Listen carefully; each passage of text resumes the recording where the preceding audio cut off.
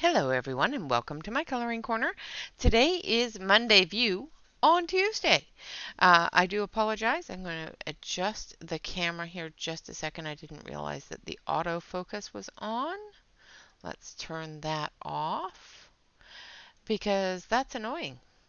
And I'm going to turn this off. Okay. So, because of the fact that we did not do our Saturday collection selection Saturday until Monday views today. And our selection this week is Colorya. They are a colored pencil. They are a wax-based color pencil. It's a 72 set, and I've accidentally drawn on my thing. Hold on. Where's my eraser? I need an eraser. There it is. I've drawn on my page. That's not good. Must have dropped a pencil on it. I do that every once in a while. All right, it didn't come off, but that's okay.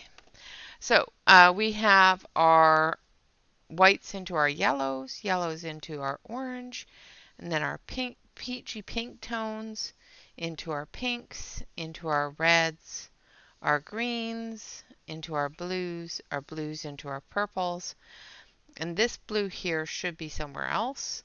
And then we have our light browns, red browns, and then our deeper browns there.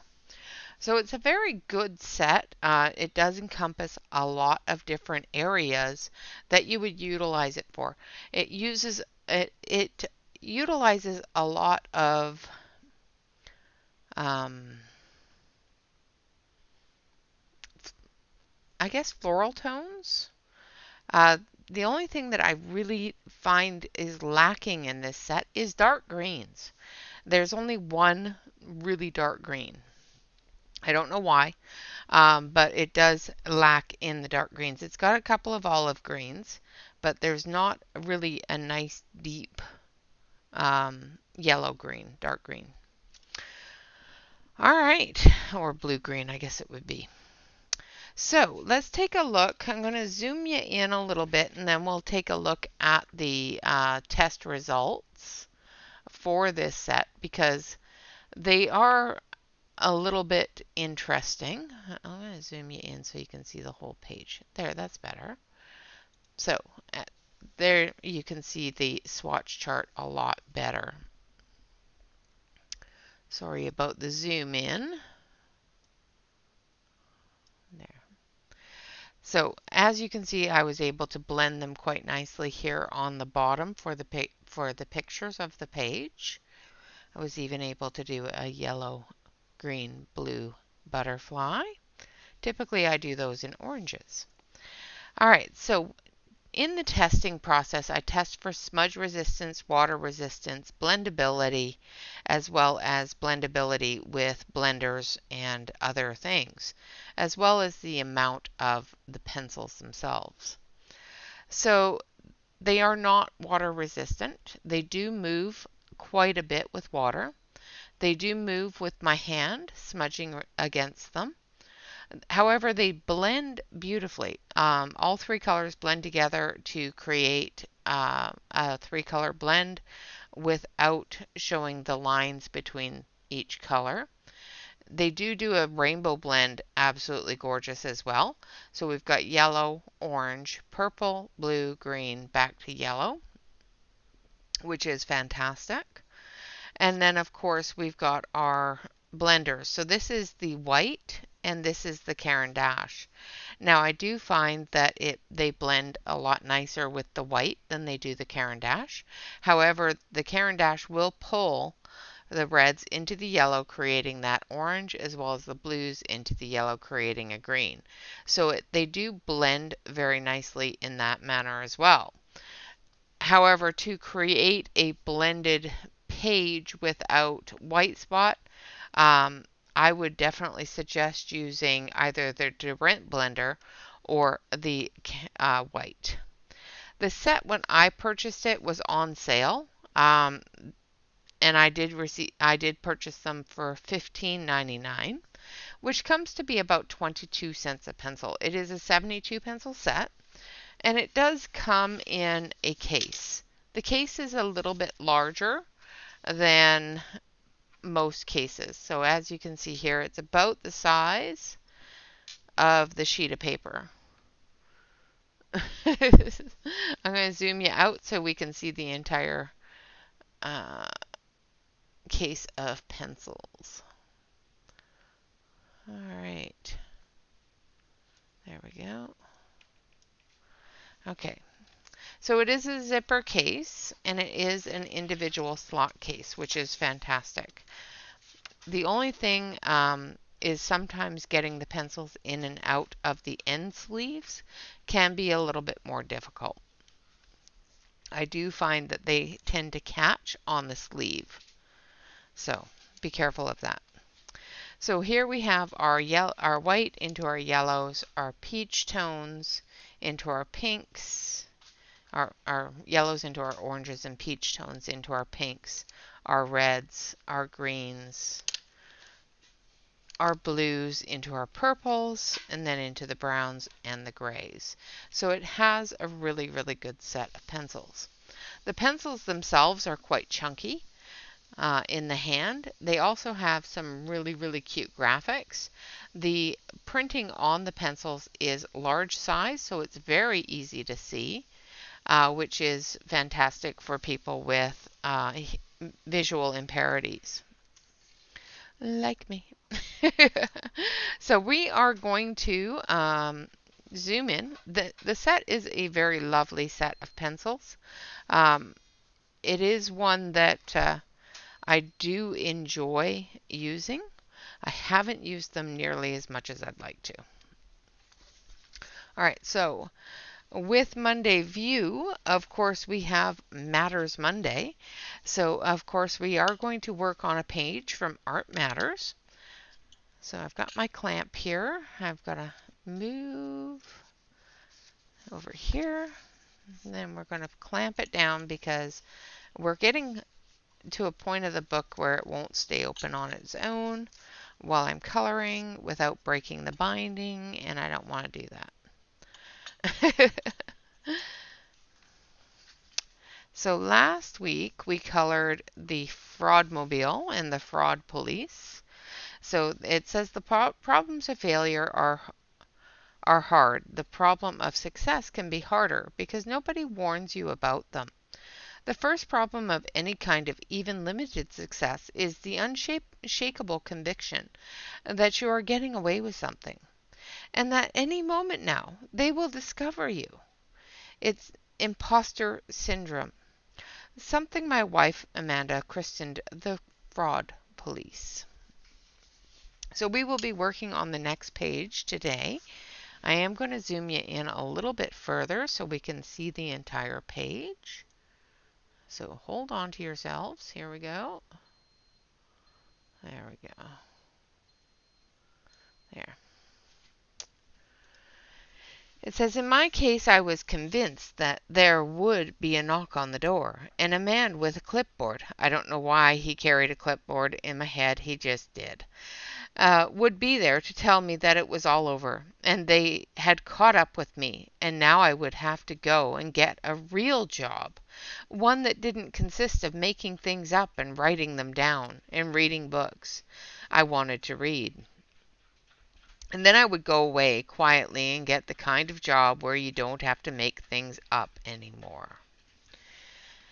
What a boring job that would be. For him, especially, he has a job that he enjoys doing, and to be stuck in a cubicle, my goodness, that would not be fun whatsoever. So I'm going to zoom you in just a touch more so we can work on him and his real job. See, he's even got his hair all done. Oh, goodness, poor man. All right, so we're going to start with his outfit, and we're going to give him a nice blue suit, a really dark blue suit. So we're going to use Ultramarine number 472.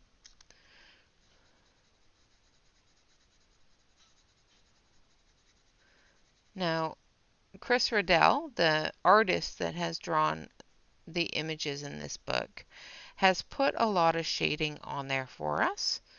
So even though typically I would say put the shading in on top of the shading, we're going to put this color down first, and then we will come back and do the shading. This is the color that I want the jacket to be, so it's that dark, nice dark blue that I want that jacket to be. And then we'll come back and we'll put the shading in and the contours of the jacket.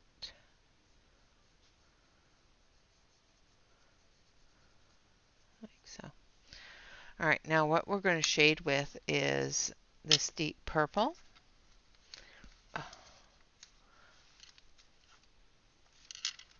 Which is amethyst. And we're just going to come down through here and make sure that you can see the lapel of his jacket here, as well as on this side here, and where his arms are. Because even with the shading,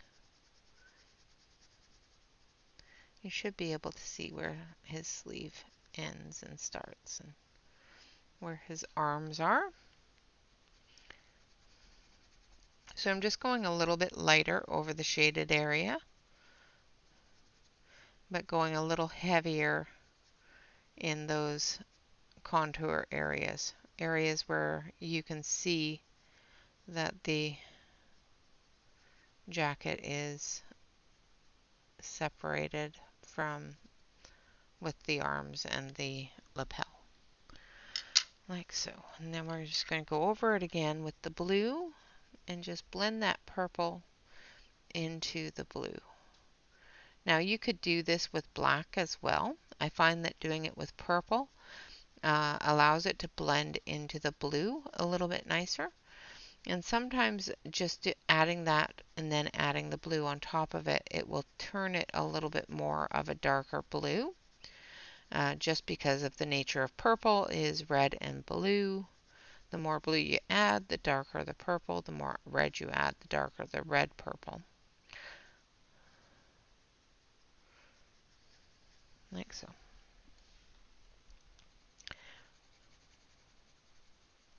Alright. Now we're going to do his undershirt there. So we're going to take some gray. This one here.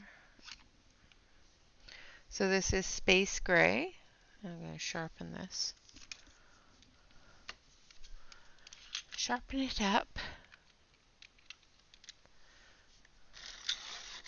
I'm going to use this on the computer as well.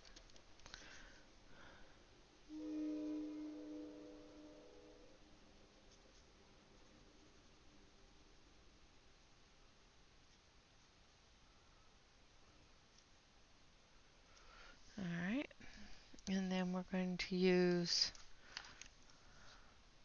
light gray.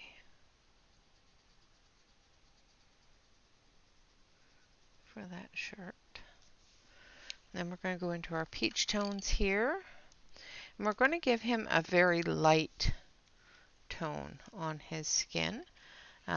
Almost like a pasty tone. So we're going to start off with camel. Let's move that out of the way so we're not bouncing it off the desk.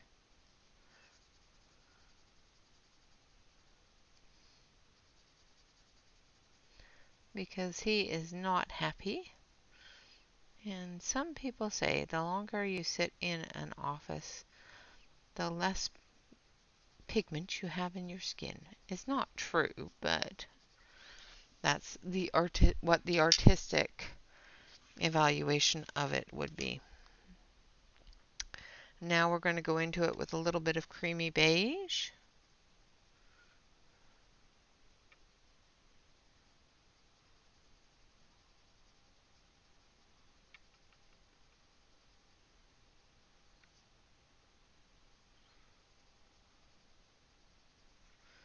Same with his hand there. Oh, I need to put some color on his jacket there. And his hand here. And then we're going to go in with apricot. Just to give him a little bit of color.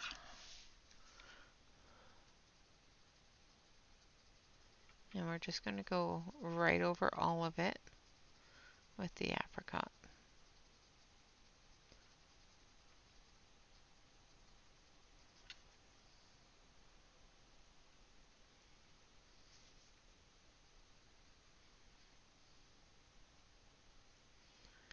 I want his skin to be very pale and pasty, which that creamy beige and camel will give you the look of.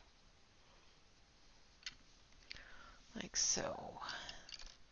And then we're going to put a little bit of that blue down here on his sleeve before I forget.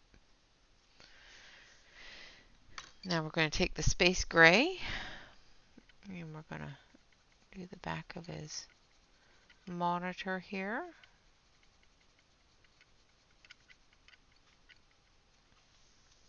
Keep on throwing pencils to the side here and my hand just ends up rolling on them.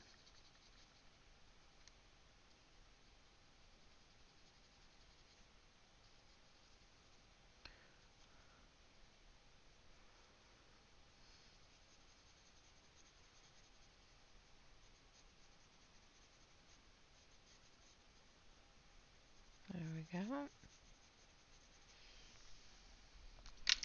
And then we're going to take our a little bit of a darker gray here. This one, I think.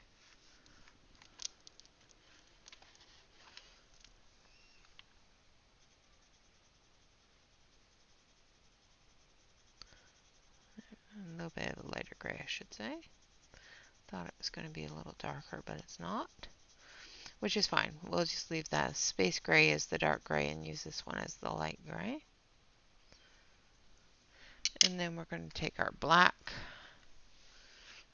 for the screen itself.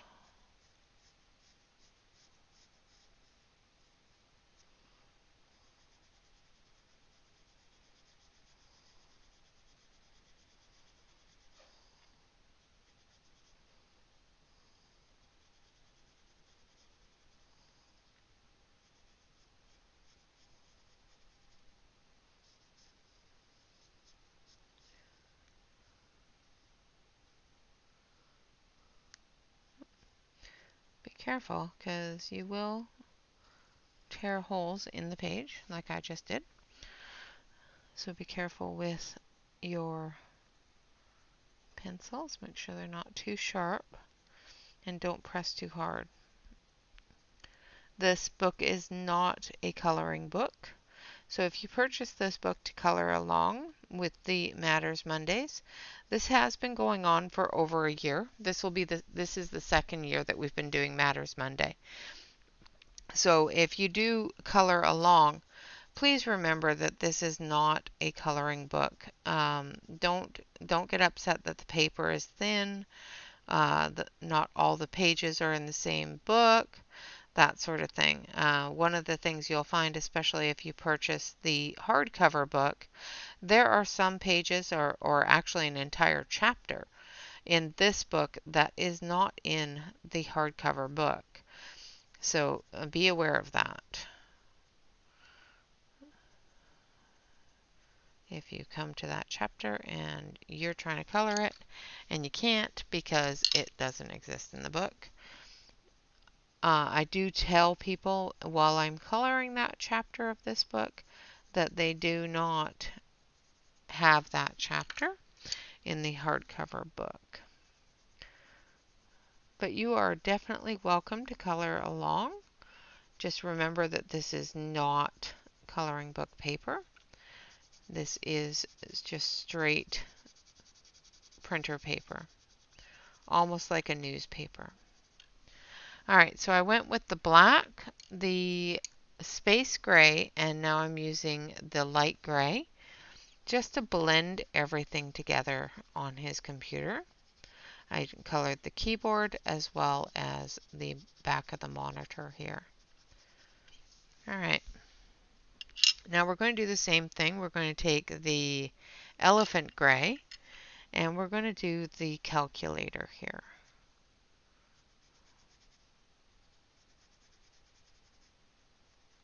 Now I am working in tones of gray except for him because in an office space where he's not happy, everything is going to seem dim and dreary and not an enjoyable place to be. He's not going to enjoy this kind of work. So we're going to make sure that everything looks gray and dim and dreary.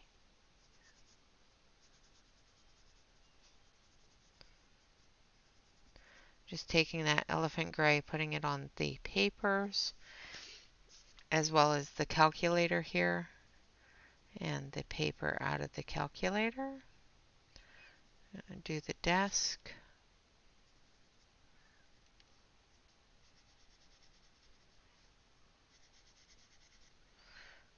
I'm going to do the entire desk in this dim gray, and then I'll go through and put the shadows in with the black.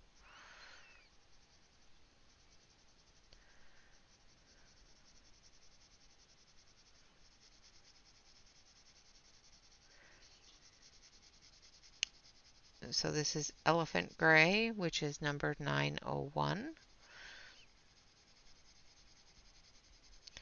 And like I said, this is not a friendly space to him, not a space that he is going to enjoy. So that's why I'm doing it as if it's slowly seeping the color out of his world. You know, the color is starting to dissolve.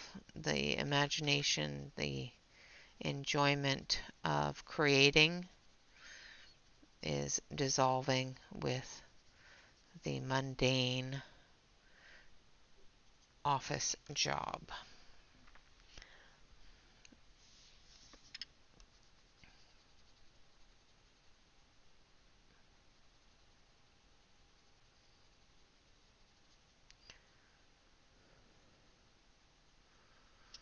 All right, and then we're going to take this one.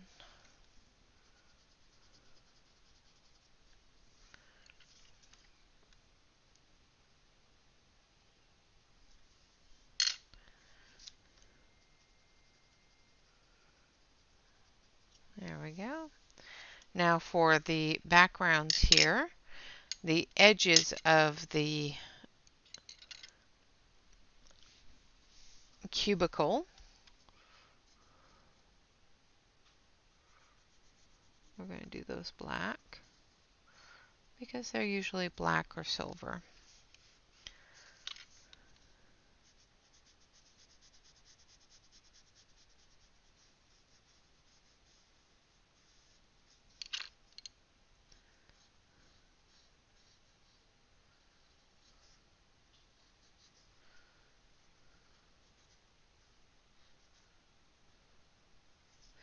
All the cubicles in the room. All right, and now we're going to go on the walls of the cubicle are usually a medium gray. I've worked in many different cubicles like this, so kind of understand how they go.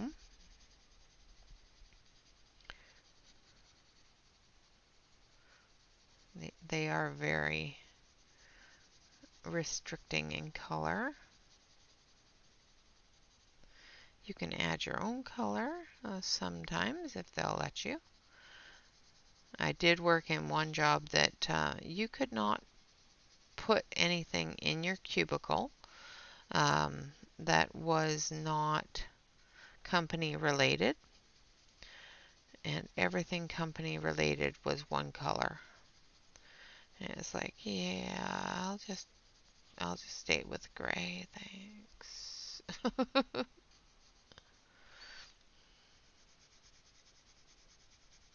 Just going to go the opposite way here, just to fill in.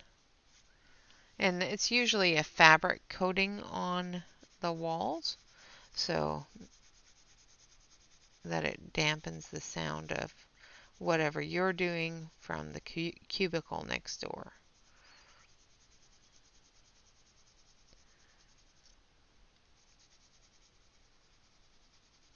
So I'm just putting in that fabric look.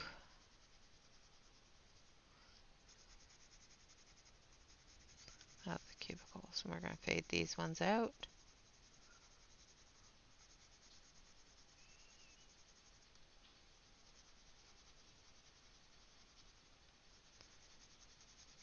Like that.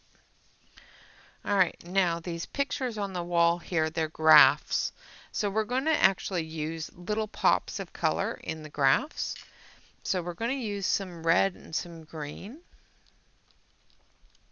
So we'll use rose red for the lowest graph there.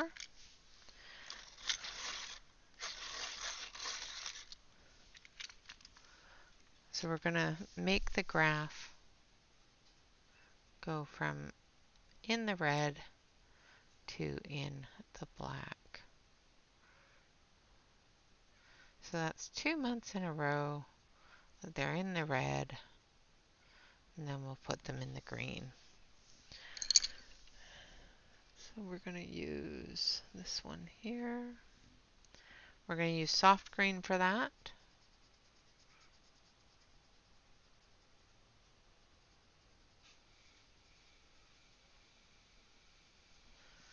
And we're just going to put a little bit of the dark blue. So this is ultramarine up here. And then we're going to take our black. Oh, this is purple. That's not going to do well. That's purple. Take our black.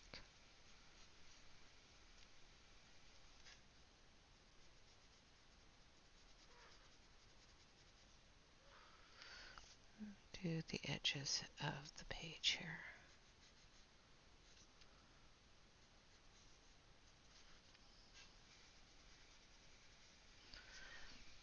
Alright, and then we're going to put the book back where you guys can see it. Oh, hopefully I have not been off the page the whole time. Now I'm using that gray. Just going to fill in the edges here and into that page.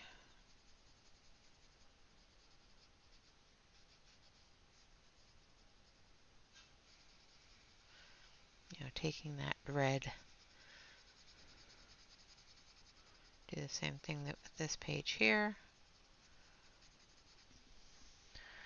And then we're going to take the darker gray, which is the space gray, and we're going to darken up the edges of this sheet here. I don't know what this sheet is, so probably something motivational. They like to put motivational things in cubicles. Although he does not look very motivated. Now we're going to take a little tiny bit of that orange that we typically use for his hair. We're not going to make it all bright and shiny like we normally do. We're going to put it very laid back like that, and then we're going to take our camel. We're just going to mute it down just a little bit from that orange. Like so. Alright, and there we have our office worker. And again, it says, in my case, I was convinced that there would be a knock on the door and a man with a clipboard. I don't know why he carried a clipboard in my head, but he did. Would be there to tell me it was all over. And they had caught up with me, and now I would have to go and get a real job. One that didn't consist of making things up and writing them down and reading books I wanted to read. And then I would go away quietly and get the kind of job where you don't have to make things up anymore. So there we have the voices in our head. Those voices in our head, even as colorists, that tell us that no matter what we're doing, it's not good enough. Or if we do something that we are proud of and we did it really well, it's the voice in our head saying, did we copy somebody? Is that somebody else's image in our brain that we put down on paper? Is it something that we did ourselves, or did we emulate it too much? Did we copy it too much? These are all the questions that go through our own brains as colorists. So, and they do go through mine all the time. When I do a picture really, really well, my brain goes, who did you copy? How did you do that? You know, um, so I do understand this concept quite well. All right, guys, with that, this is Art Matters by Neil Gaiman, colored with the pencils of the week of the Colorya colored pencils. Um, the book is Neil Gaiman's Art Matters. I was going to say Art Gaiman's Neil Matters. Neil Gaiman Art Matters, because your imagination can change the world. The illustrations done in this book are done by Chris Riddell, and a couple of years ago I colored a book called 100 Hugs, and I did the 100 Days of Hugs challenge, and that illustrator was Chris Riddell. So if you want to join me in Art Matters, it did start at the start of last year, and it will continue until the book is complete. All right, guys. The colored pencils of the week were the Colorya, and I may be saying that wrong. I have no idea. I don't have a clue. I'm going to zoom you out so you can see the swatch chart here. So it is a wonderful 72 set that does come in its own case, and it does have a wonderful variety of colors. It does give you a good selection of each color. So I think they did quite well with the set. The only thing I do think that they need a little tiny bit more of, like one or two, they could have exchanged this one yeah, this one here, because it's really close to this one, for a little bit of a darker one, and it would have been fine. Also, they do blend together very well to create that green as well. All right, guys, with that, I would like to say thank you all very much for watching. I hope you have enjoyed the Monday view on Tuesday. And I hope that you enjoy the week of coloring with Colorya. I did work on and get the